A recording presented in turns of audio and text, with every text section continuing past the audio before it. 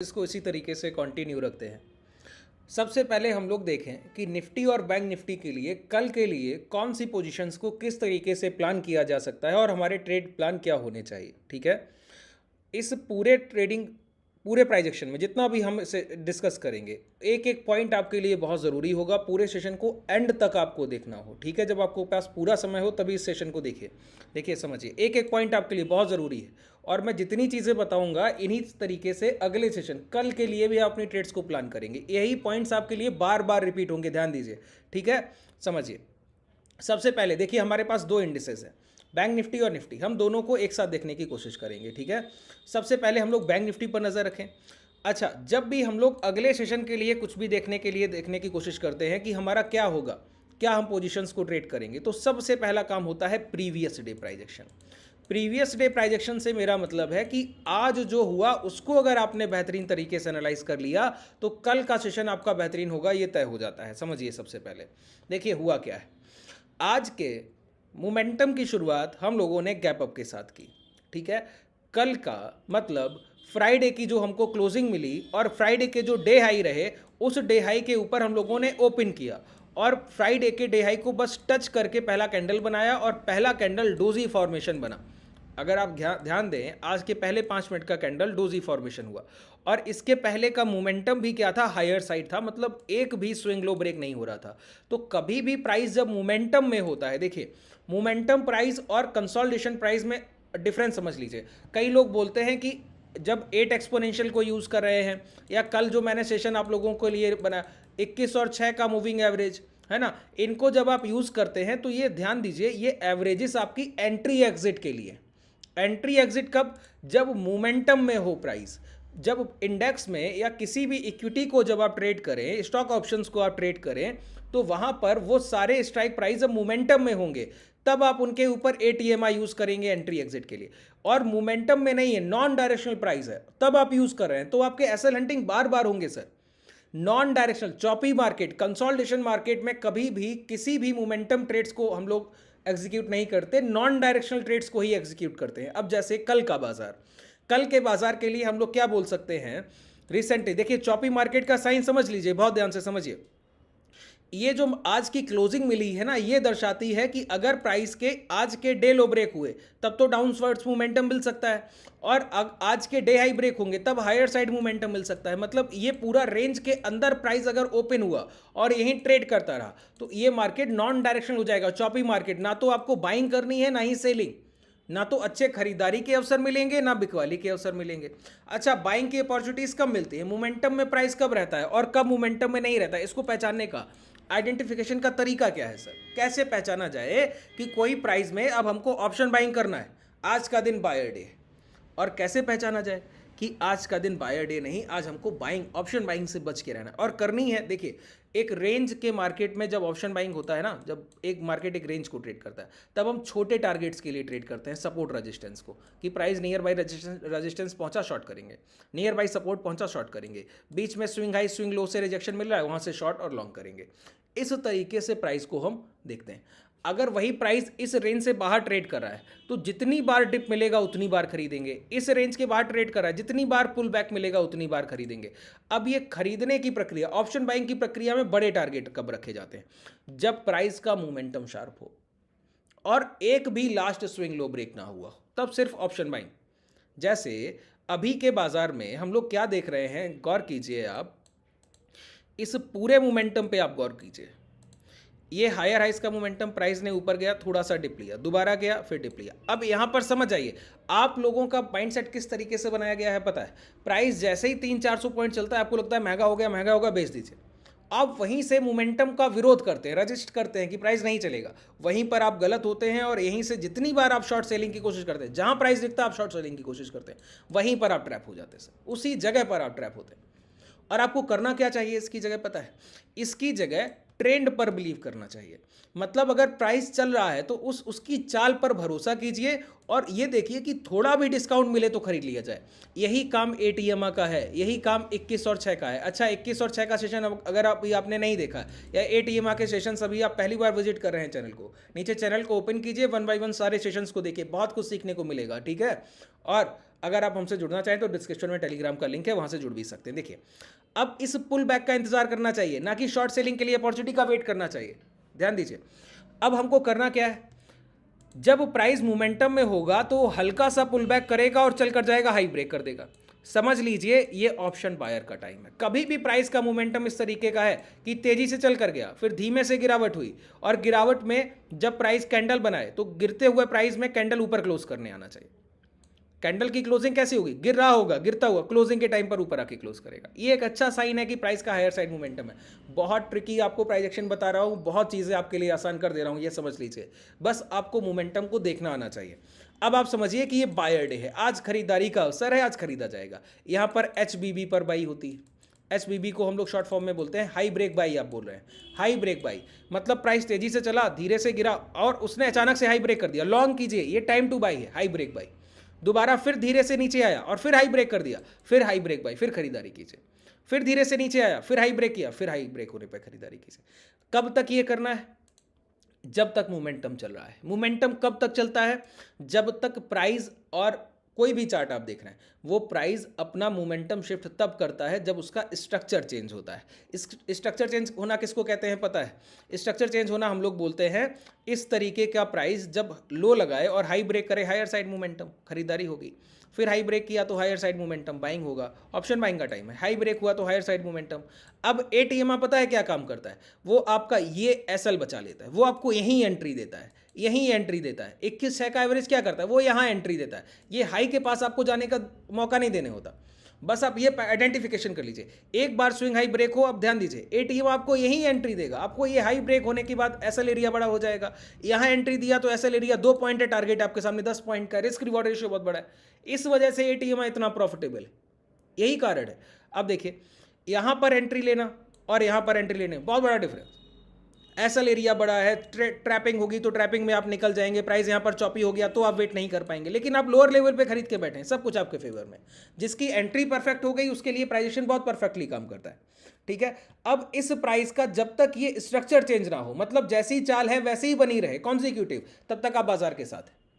कैसे पता लगता है? कोई भी लास्ट स्विंग लो नहीं जाना चाहिए, मतलब पिछली खरीदारी कभी भी ब्रेक नहीं होनी चाहिए। स्विंग लो क्या है सर? स्विंग लो को सभी लोग समझते हैं ना? नहीं समझते, मैं समझाता हूँ, ध्यान से सुनिए। स्विंग लो का मतलब होता है कि जब प्राइस 100 का भाव 105 हुआ और 105 के से गिरकर जब वो दोबारा 103 आया, तो 103 से दोबारा इतनी खरीदारी होगी कि 105 को तोड़ेगा। मतलब आखिरी खरीदार अपने आखिरी बाइंग के साथ कहाँ बैठा है? 103। 103 के बायर जब तक मोमेंटम लाए, प्राइस 110 हुआ, लौट कर आया 108 हुआ, 108 पे फिर खरीदारी हो गई, फिर प्राइस 115 हो गया। मतलब ये हायर हाई शिफ्टिंग चल रही है। प्राइस में क्या है, 100 के खरीदार फिर 103 पे खरीद करते हैं, फिर वो 108 पे खरीद करते हैं। अब ये कब तक खरीदारी चलेगी? जितनी बार सेलर आए और हर बार ऊपरी स्तर पर ही खरीदारी हो जाए, मतलब मोमेंटम चल रहा है, मोमेंटम के साथ रहिए। और एक बार भी पिछला बायर काट दिया गया, मतलब पिछली खरीदारी काट दी गई, मतलब सेलर अब अपनी तरफ प्राइस को ला सकते हैं, या फिर बायर अब खरीदारी में समय लगाएंगे। जिनको उनको एक साथ जिस लेवल पे खरीदारी करनी थी वो खरीद चुके, उनका टाइम गया।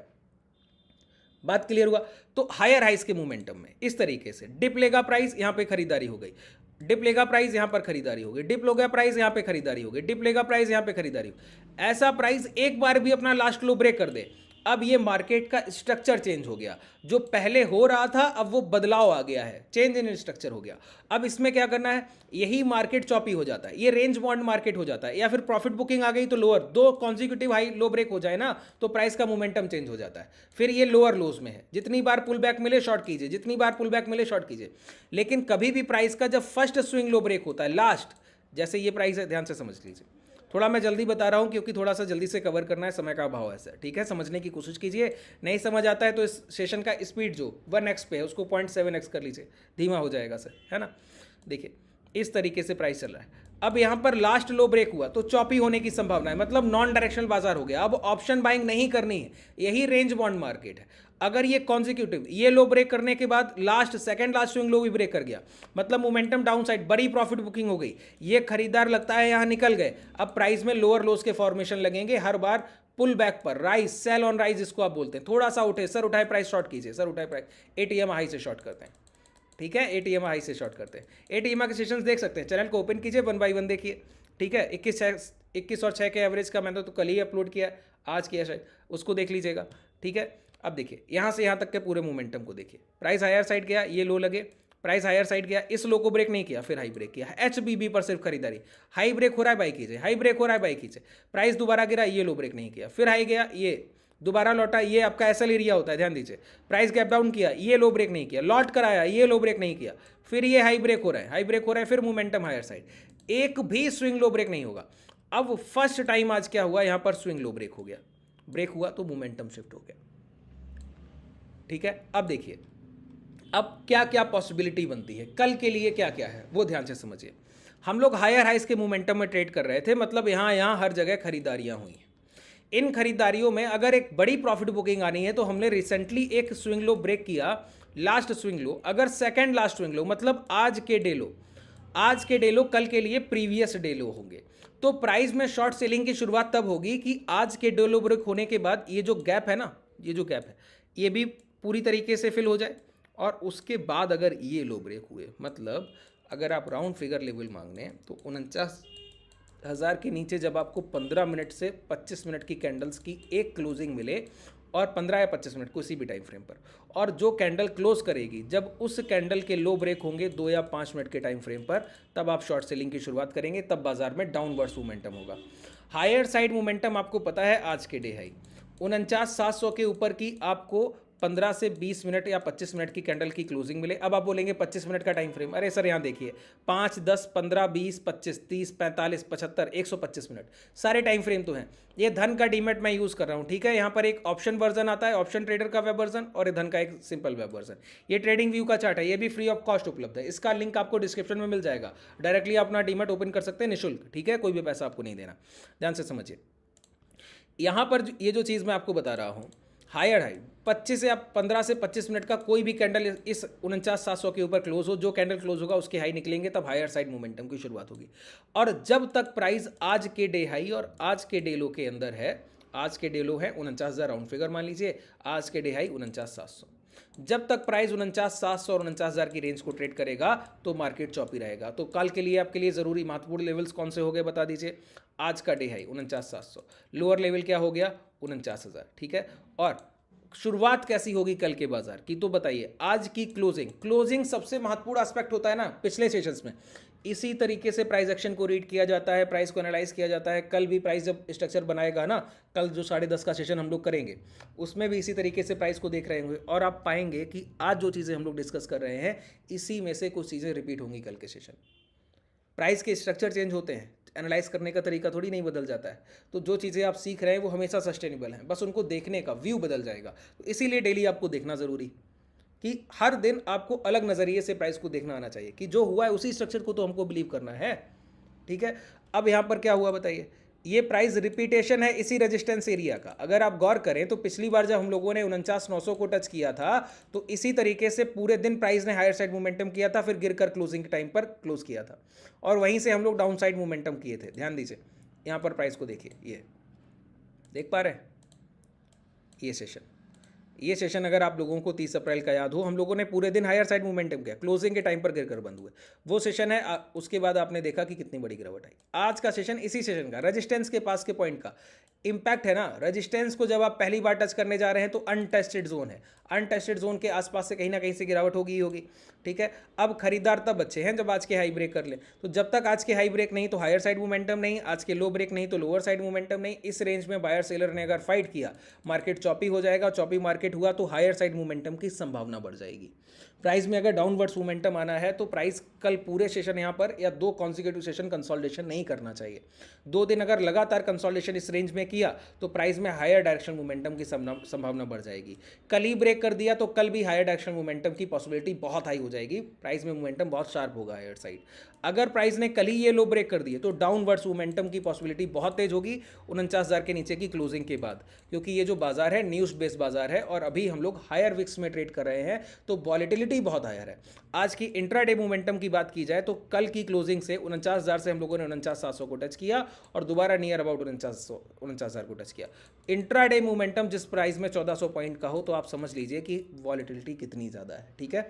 तो जो भी आप ट्रेड्स प्लान करते हैं, डायरेक्शनल ट्रेड्स प्लान करेंगे, इस हाई के बाद इस लो के बाद ऑप्शन बाइंग में बहुत बड़ा पैसा बनेगा। ये पूरा रेंज ट्रैपिंग रेंज है, ये बायर्स के नहीं है, सेलर्स के लिए रेंज है, ठीक है। जितनी चीज़ें मैंने बताई उम्मीद है आप लोगों ने बेहतर तरीके से समझने का प्रयास किया होगा।